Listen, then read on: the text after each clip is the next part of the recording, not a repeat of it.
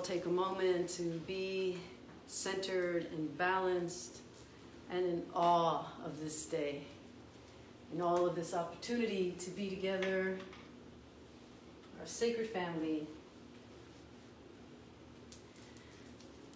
Happy Thursday, Sacred Thursday. How wonderful to have this time put aside to be connected, mind to mind, heart to heart, soul to soul. As we feel our heartbeat underneath our hand, let's imagine that we're using the power of our heartbeat to generate love that can be sent out into the world. Light into the darkened places, compassion and understanding where it's needed. Prayers of comfort, prayers of healing, prayers of forgiveness, prayers of love.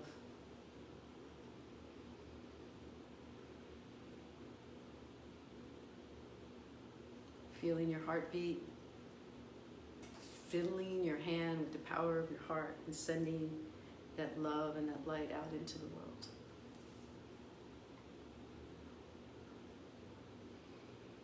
This is our church, our ashram, our temple, our holy ground. And we're here together to be united in praise and prayer and an understanding of who we really are. As instruments of peace, as conduits of love and healing, as we continue to raise our vibration to be as we were created to be. And with that, we take a deep breath. And we say, and so it is, and so it is, and so it is. Welcome, everyone. Happy Thursday, happy Holy Thursday. How wonderful to be together. A couple announcements before we get started. First one, mark your calendar for Sunday, this coming Sunday, November 22nd at 10 a.m., the Sacred Journey Interfaith Seminary page here on Facebook will go live to bring you into the ordination of our seminarians. They've completed a 2-year course of study through Sacred Journey Interfaith Seminary. They're getting their 3-day retreat, very intensive period of time, and then on Sunday at 10 a.m. will be the ordination. And you are all welcome to witness the ordination. So that will be a reminder that we'll put out throughout the weekend. So hopefully you'll be able to join us. And Stephanie Schleider, who's a continuous member of our Course in Miracles family, a part of our family, is one of the ordinate. So she will be ordained. She's probably on right now. So congratulations, Stephanie. We're very excited for you. And I'll see you tomorrow because retreat starts tomorrow. And the word retreat is a little deceiving because it's really, we have a graduate of the seminary here. It's really a very intensive time of culmination of 2 years of study. And so at the end of that retreat, they get to be ordained in a very spectacular way. If you've never witnessed one of our ordination ceremonies, it's like nothing else. You do want to witness it. So please do send your blessings to us through cyberspace on Sunday at 10 a.m. at Sacred Journey Interfaith Seminary. That's the page that you're going to want to be on, not this page. And speaking of this page, next Thursday's Thanksgiving, so we won't be live streaming. We won't be here gathered. We'll all be gathered in other places, joining our other loved ones.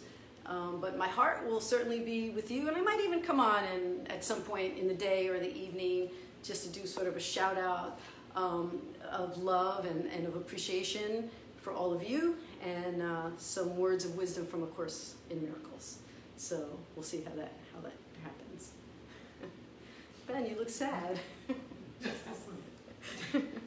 I'm actually glad that some people are sad. I'll be a little sad too that I won't be able to. I didn't say I was sad. I did not agree. Be sad. Be sad. Okay. So now he's crying. So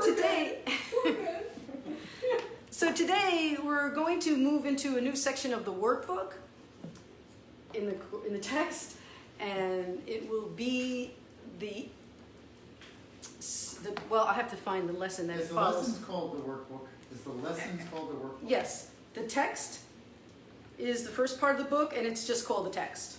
The lessons is the second section that's called the workbook. And just a little historical background. In 1965, when Helen Schucman started receiving her messages and started channeling the text, that's all she got was the text. So from 1965 to 1974, there were 7 years of receiving information. So the text came first, and the text is a metaphysical study in metaphysics and in mystical concepts around raising your consciousness. And so being spiritually led to the realization that now that you've done the work and you've read this work, how do you put it into practice? And you put it into practice through lessons. So the lessons came last. They came after the text as a channeled material. So when we talk about it, used to be separate. You used to have to buy separate volumes, like one text, one workbook, and they were considered, separate entities. Now we all go in volumes, one combined volume. So anyway, as I was saying, when we look at creation, the section we're going to be reading today, it follows lesson 320. So if you're trying to find it, you go to lesson 320, which was the lesson for November 16th, and it's the essay that follows. And it says, what is creation? So I'm just going to read through this, and we're going to share our thoughts about it. It says, creation is the sum of all God's thoughts in number infinite, and everywhere without all limit, without limit. So creation, we grew up, most of us who grew up in the Western world were either Christian or Jewish. It's a Judeo-Christian upbringing for most of us. And we were all told that we were made in the likeness of our Creator. And so we all sort of acquired an idea of what that meant. Who is the Creator? What does He look like? And how am I supposed to look based on that? And so if we went to religious studies, a lot of times they told us what to think about who the Creator is. But A Course in Miracles is saying that yes, you are created in the image of the one source that breathed life into you. But it is not a physical image. It's never been a physical image. It's an image of consciousness. It's really the idea of your image, of your own self, of having a higher consciousness and being able to see who you really are, to see the light in yourself and to be able to see the light in others. That image is beyond what I see when I look at you, when I just see you as a physical being, and I can see the truth of who you really are. I can see the Christ in you, the Buddha in you, the love in you. I can see that because I'm seeing beyond what is flesh and bone. So creation is about bringing us to that place of higher vision. And we're going to get to that. So creation is the sum of all God's thoughts. So we are an extension of God's thoughts of creation. Only love creates, and only love creates like itself.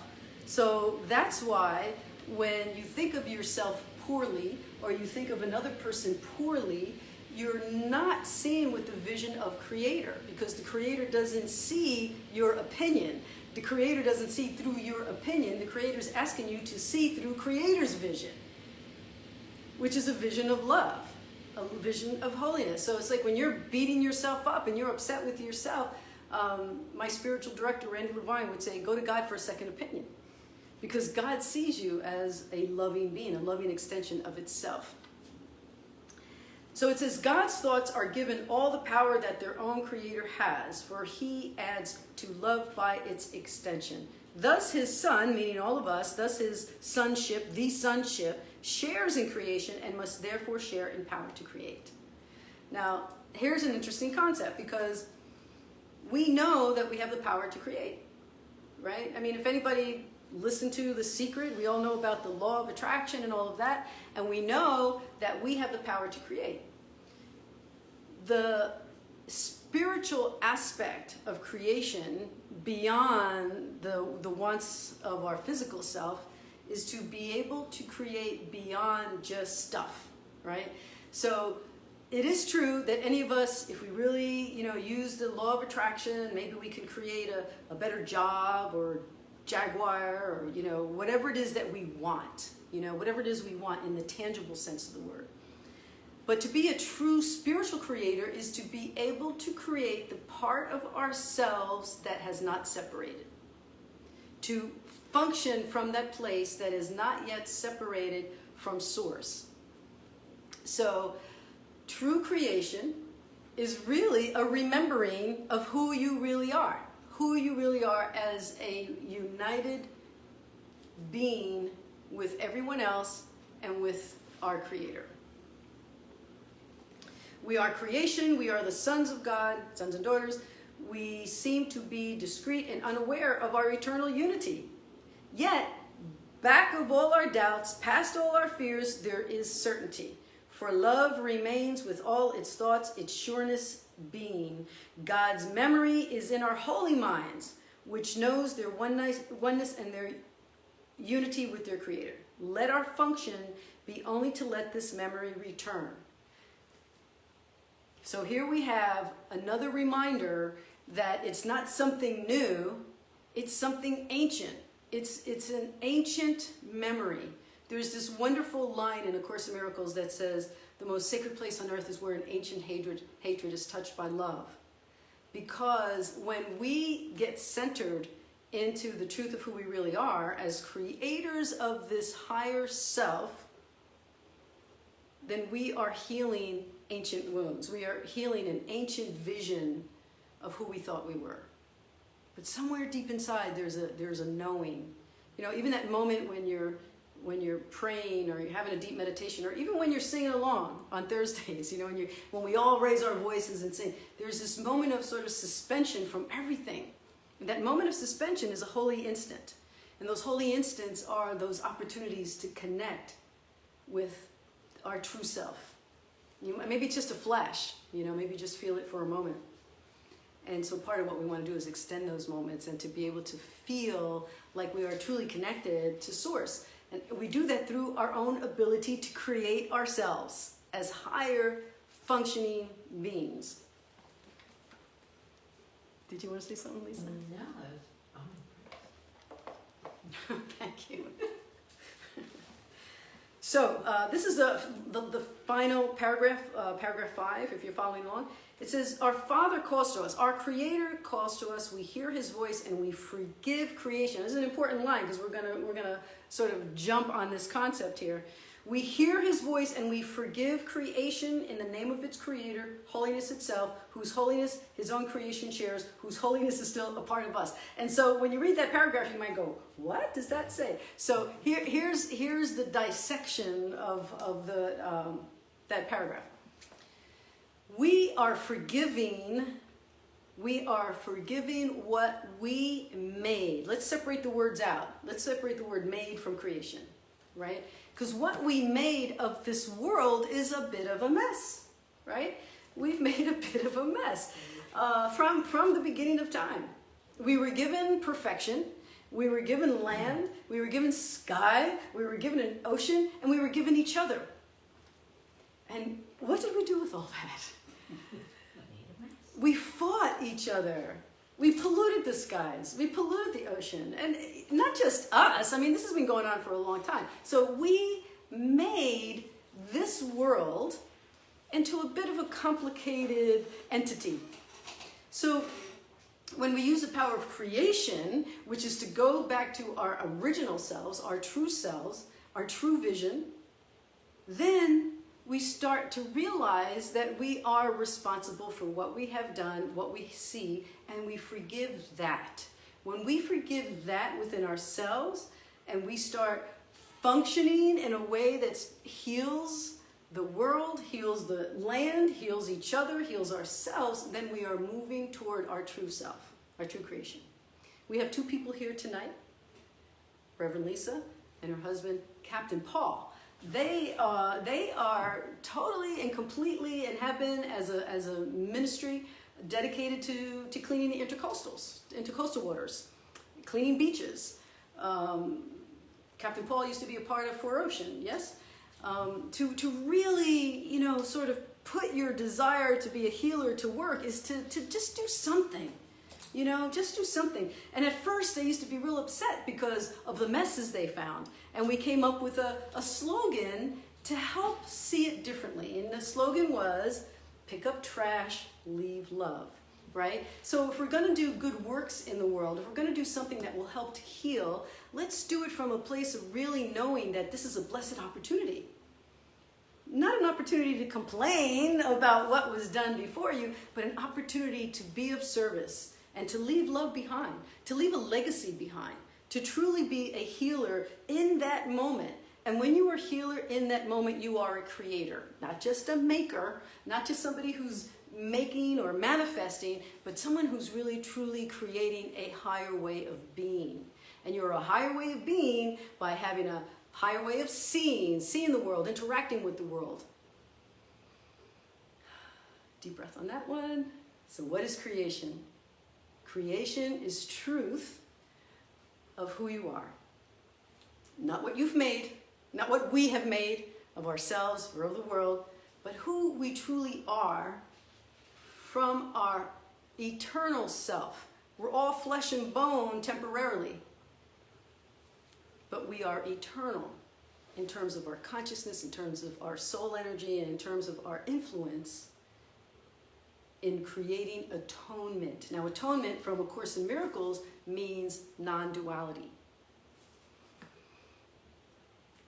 So I wanted to expand on that a little bit by sharing something with you that I found a few weeks ago. It was recommended, and I bought it. It's a book called The Holy Spirit's Interpretation of the New Testament, A Course in Understanding and Acceptance. And this was written or channeled by a long-term teacher of A Course in Miracles, and it's very Course in Miracles-ish. It's like as if you were reading the Christian scripture, but from the Course in Miracles terminology. So it's really very interesting, and I wanted to just read a little bit with you, because when you think about creation from A Course in Miracles, the goal is to get to this mindset of non-duality, to be able to have this vision that truly sees the oneness and the truth of who you are and who everyone else is. And it's, you know, it's practice. It's daily spiritual practice, and it may be something that you attain, you know, a little bit at a time or a little bit each day. So it is a goal. It is a goal that we have to attain this mindset of non-duality. And so I wanted to read you from this book on how we can use this to see a change within ourselves. You know, some people say, and I've heard it said before, there's some schools of thought that say, if you change the way you think about the world will change. But that's not what A Course in Miracles is saying. It's saying if you change the way you think of the world, your heart will change.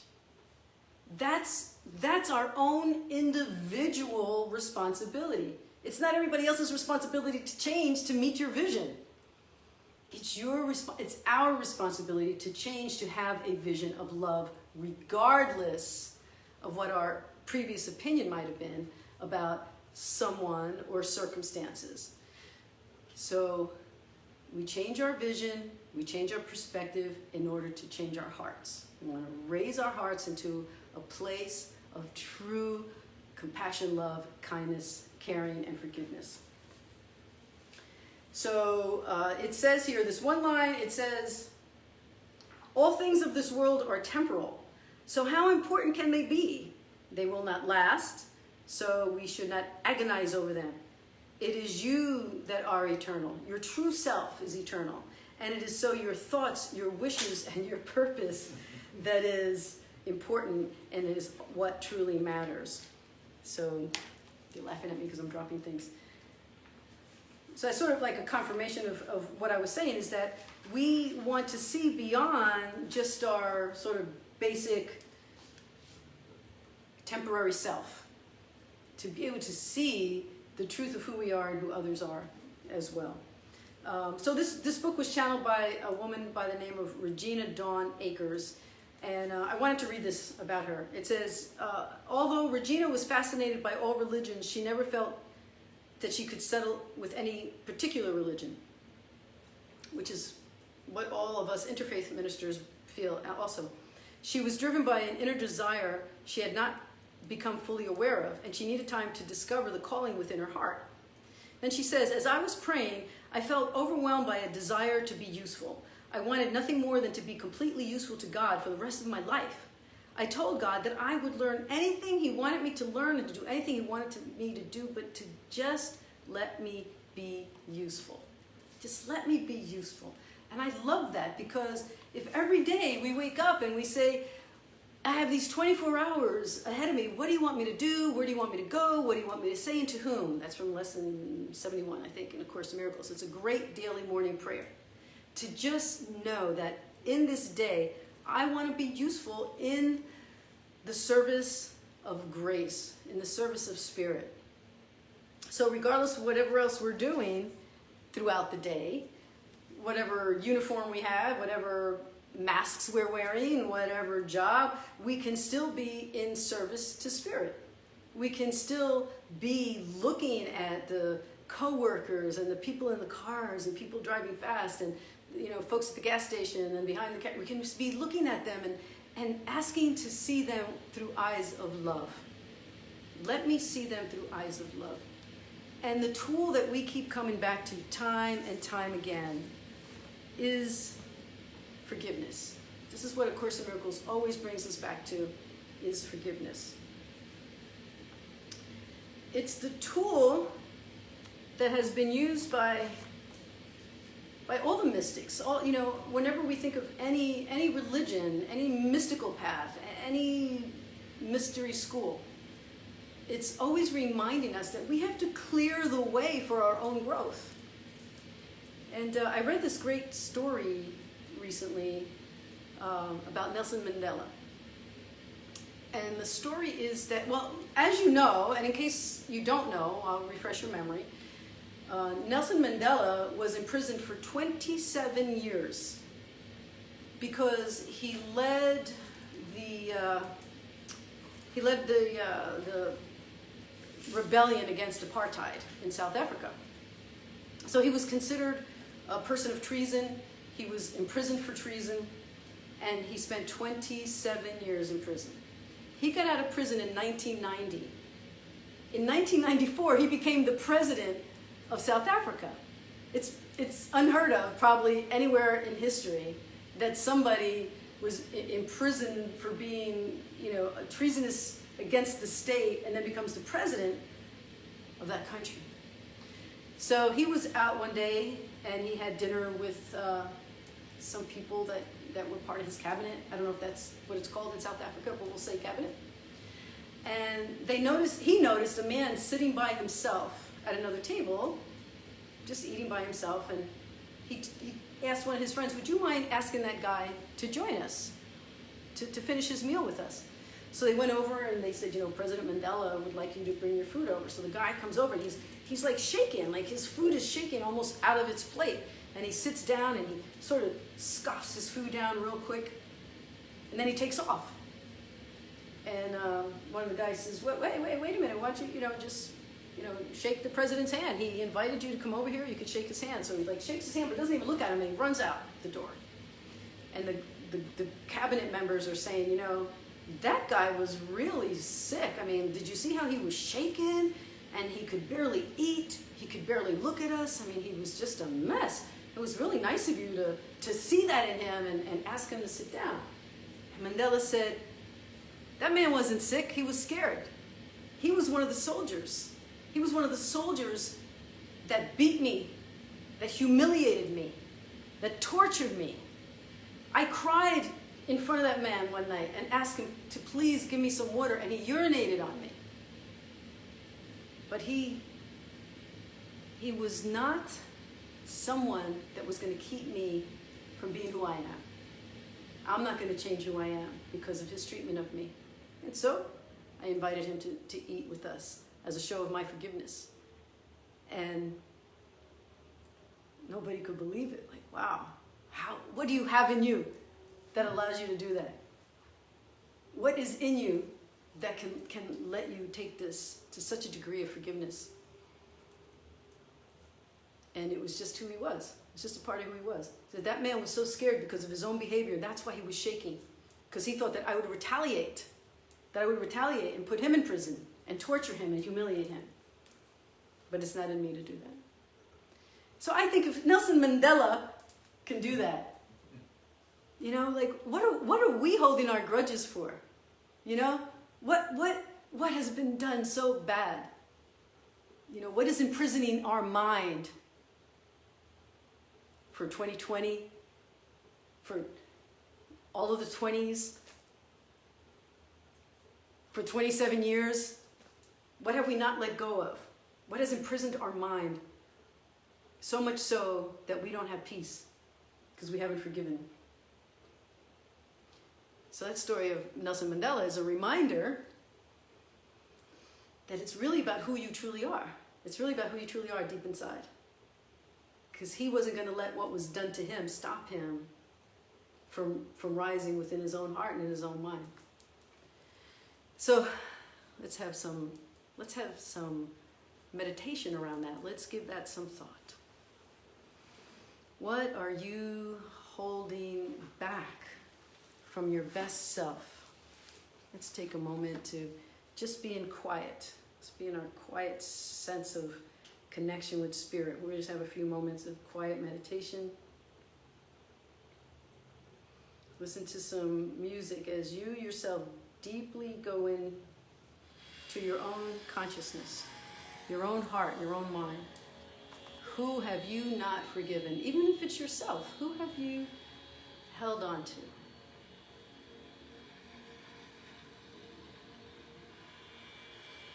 Let's go deep within, searching with the searchlight of our willingness to see what are the dark shadows in our minds.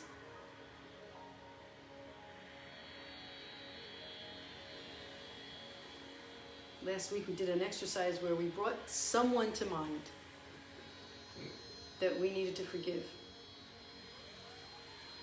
Today I'm going to ask you to bring someone to mind that you would like to ask forgiveness of. And stand before that person, see them filled with light.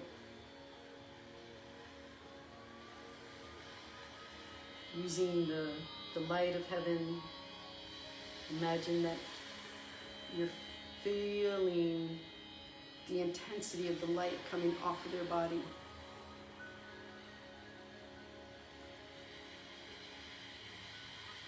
They're so illuminated that you almost can't even see their physical self anymore. They're just a being of light.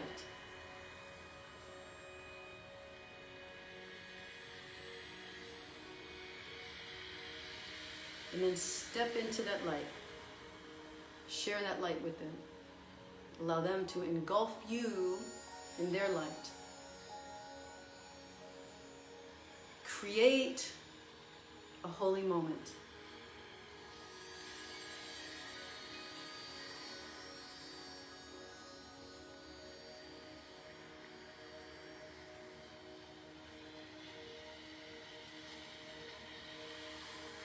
Create an exchange of love, of light, of forgiveness. And it's almost as if your physical body can feel a movement as the light moves between you, engulfing that other person, engulfing you with light.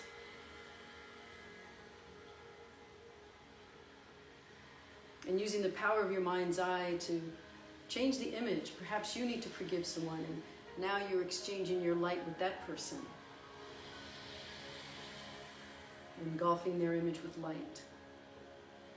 And then bringing their light into your chakra system, into your energy field.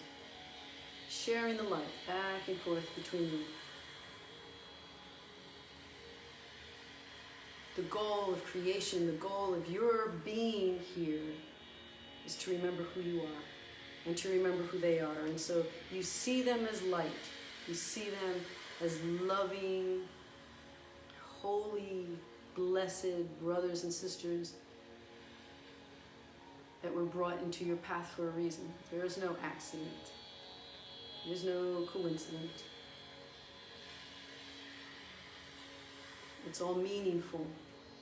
So you're extending and exchanging this light between you. The light of a higher vision, the light of love, the light of compromise, of understanding, of compassion. Just sort of letting it melt away, the heartache, the hard feelings. Just moving back and forth into this light and sharing this light with each other.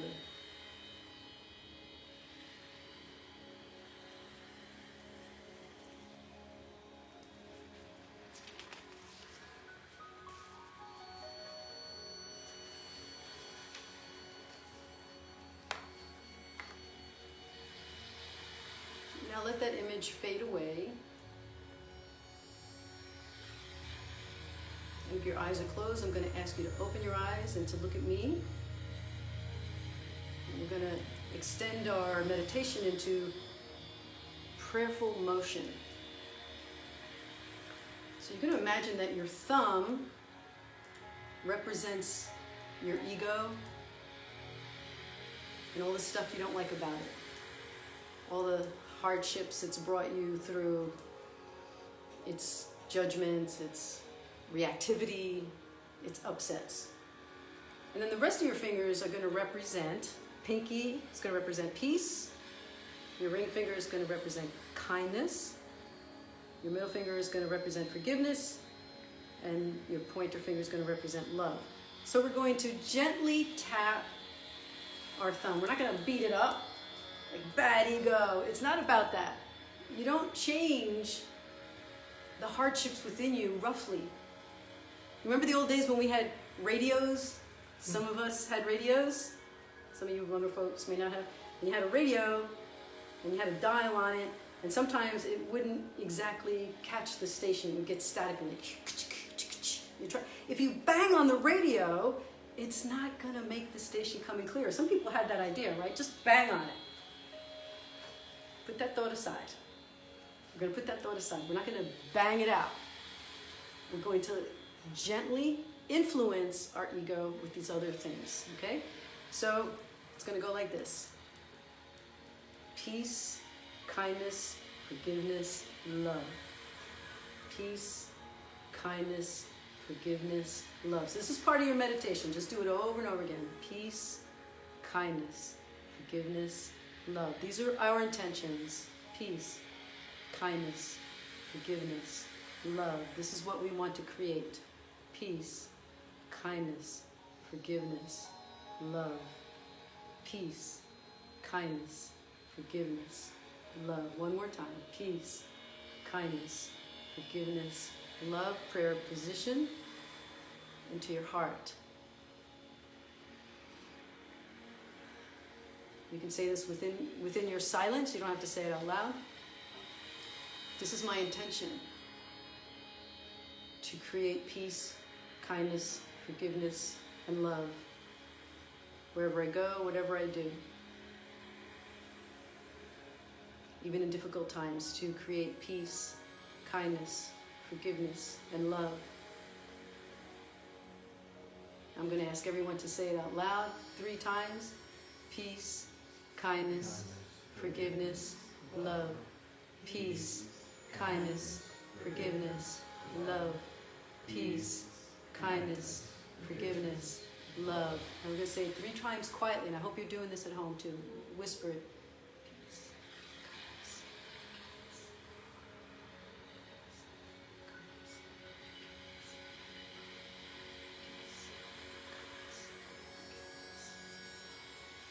lay your hands across your chest, feel your heartbeat, deep breath.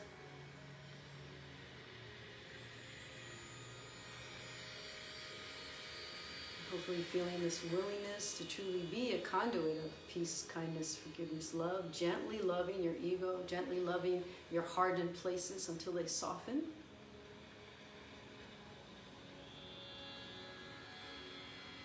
Deep breath.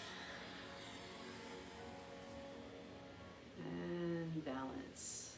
Here we find balance with within ourselves, and for one another. This time together is so sacred, and it's so important that we maintain this connection. And so since we won't see each other for 2 weeks, let's use this exercise to remember that we have a spiritual family, but we also have tools. We have tools that we can use within ourselves. Peace, kindness, forgiveness, love is our intention. It's our desire, and it's that which we can focus on as we move into the holidays even. You know, the holidays, they say if you really want to know what you're made of spiritually and what you've got in you is wait for the holidays. Wait till you get together with people you haven't seen in a while, and you start out all excited, and then your buttons start getting pushed. And you just come back to peace, kindness, forgiveness, love. Peace, kindness, forgiveness, love. For myself and for others. For myself and for others. So we're going to end tonight with this idea. That creation is within our power. It's within our capability to create this higher way of being. This higher consciousness within ourselves. And that when we are challenged, when we find difficulties, we can bless it. We can bless it as a thank you for the reminder that I can see this differently, I can do this differently. One of my favorite examples is back when I was when I was a major in psychology, they told us that there was a scale. There was something, I think it was called the Likert scale. Any psychologists out there, you can remind me if I'm using the right term. And in this scale, it basically gave weighted points toward stressors in your life, things that happen in your life. And it would give you so many points for divorce or a death in the family. And if you achieved a certain amount of points, you had the right to a nervous breakdown. Like, you can fall apart based on these, you've earned your points. But what we've come to realize is that even though stressors can certainly cause us to have reactions that, perhaps make us step back and lose our faith or be on shaky ground or be bitter, we also have choices. It's not that those things aren't stressful, but they don't have to change us so that we remain in the mindset of bitterness. We're at a crossroad, we can choose bitter, we can choose better. So we go through the healing process, just like if we broke a bone or hurt something, you go through the healing process, you see what you went through, you cry, you hurt, you find your support, and then you heal, and you make a decision. You make a decision. And, the greatest example is, divorce is supposed to be the greatest stressor. And I heard this story one time of this person who was having this huge yard sale and was selling everything for $1. Everything. Like precious items. And the name of the yard sale, a big sign that said, "Glad he's gone, come and get it." Everything is sold for $1. And that person was genuinely happy that they were starting a new life. But you were supposed to be miserable. But I'm not. So it's really about how we see things, how we grow through the difficulties in our lives, and whether or not we're going to allow those things to stop us from creating the true self, the true vision, and the fullness of our ability to be filled with peace, kindness, forgiveness, and love. So that's what I wish for you. And so our closing song tonight is going to be one that you know and one that you can sing along to. So wait for the song, wait for the prayer after the song, and let's just maintain this connection. Hold your heart open, hold your mind open, and we will get ready to wrap things up. So, not yet. Might hold it. Ready, set.